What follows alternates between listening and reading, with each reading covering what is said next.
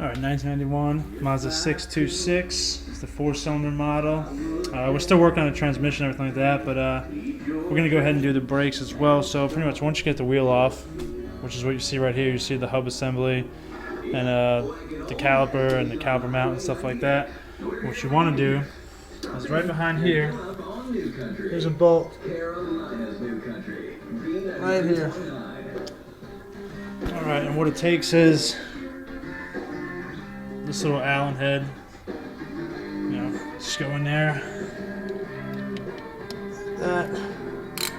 loosen it up.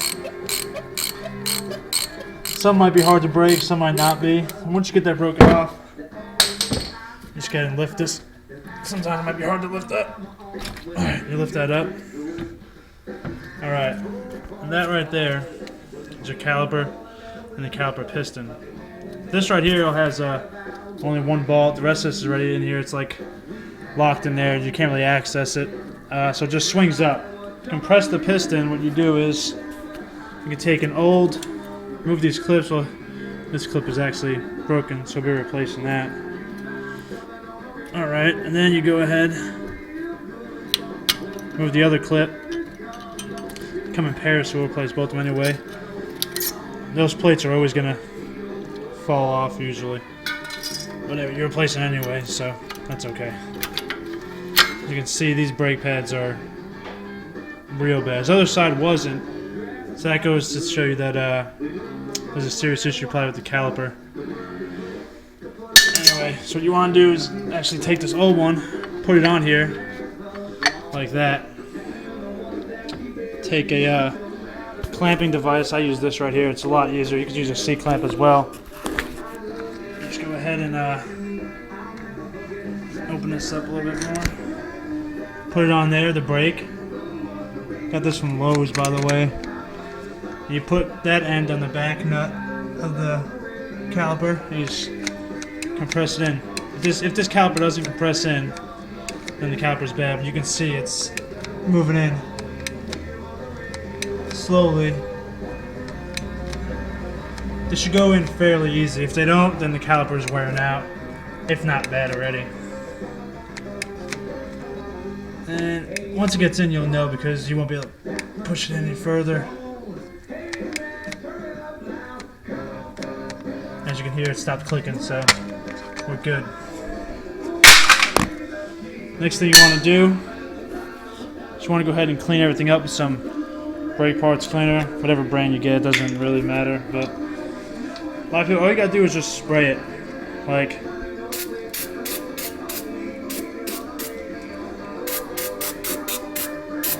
And you want to clean it all up. So make sure you do that. By the way, it's gonna completely take the paint off your garage floor if you have paint on there. If you have, typical garage floor stuff, whatever that type of concrete is, it won't do anything really, except clean it. Alright, after that, what you want to do is you want to get your new brakes out.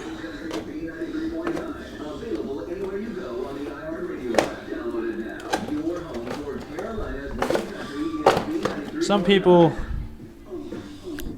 grease them, and some people don't, but I'm just going to end the video after this anyway, so what you want to do is you want to, let me get to the back side, actually let me do the front side. And it's not going to work that way, this is going to go in the back. Anyway, you just want to put that right there. Let's get this one out. Forgot to take that one out.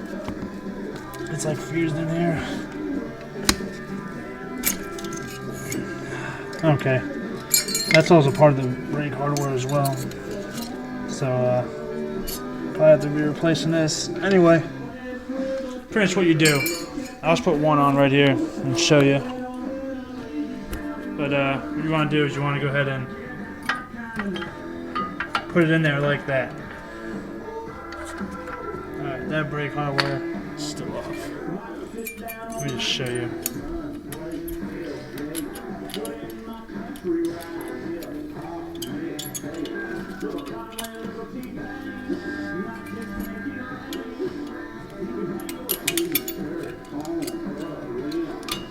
Alright, there you go. So the brake hardware's back in. Okay.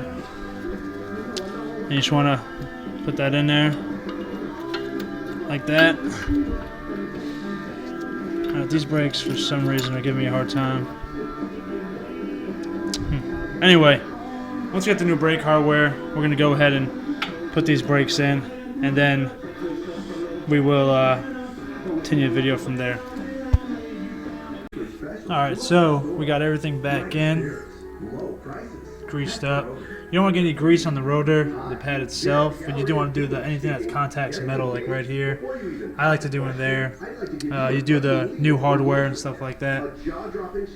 So there you go, we got it in.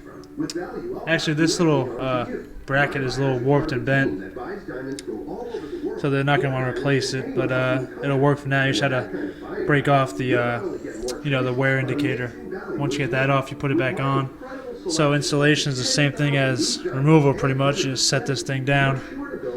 Once you put the clips back on, but for the sake of saving time, I'll just go ahead and do this. Just go ahead and push that down like that, and then you would tighten up the bolt back here, and that's it. Once you tighten it up back there, get the wheel back on, you just replace the brakes. 910-1 Mazda 626. What we're going to do now, after we replace the brakes and everything,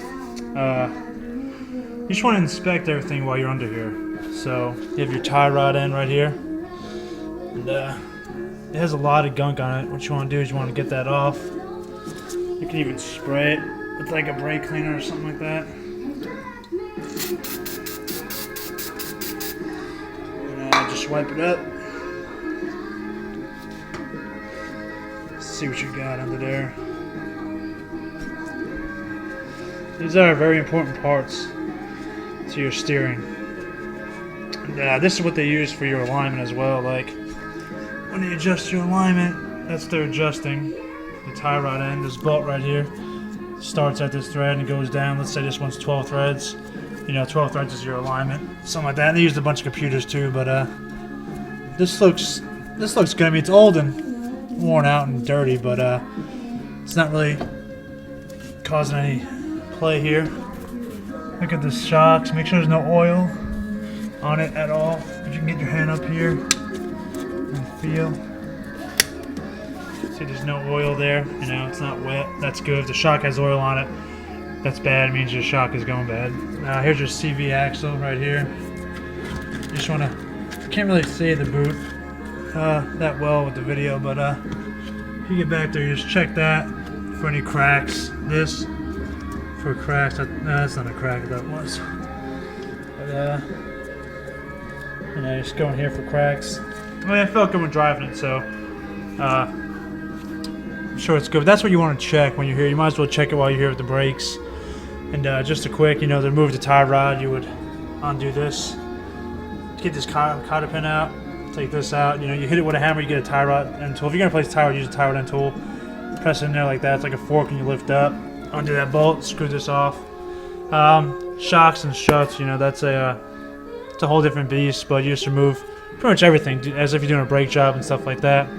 CV axles, you move this hub assembly nut. Hard to get off. You usually have to heat it up or something like that. And it's pretty intricate, but these are easy to replace. You can do them yourself, very easily. If you're going to do the brakes, you could do this too,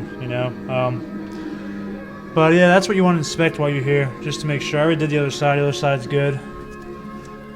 So yeah, this is good. Looks like it's, obviously dirty and grimy. There's no grease ports, so that's good. It means it's internally, like one of those forever grease type things, even though they do go bad, but you don't have to grease it, so it's not really a maintenance for it. And that's your bleeder screw for the brakes. We're gonna do that next, but that's pretty much just what you want to inspect while you're here.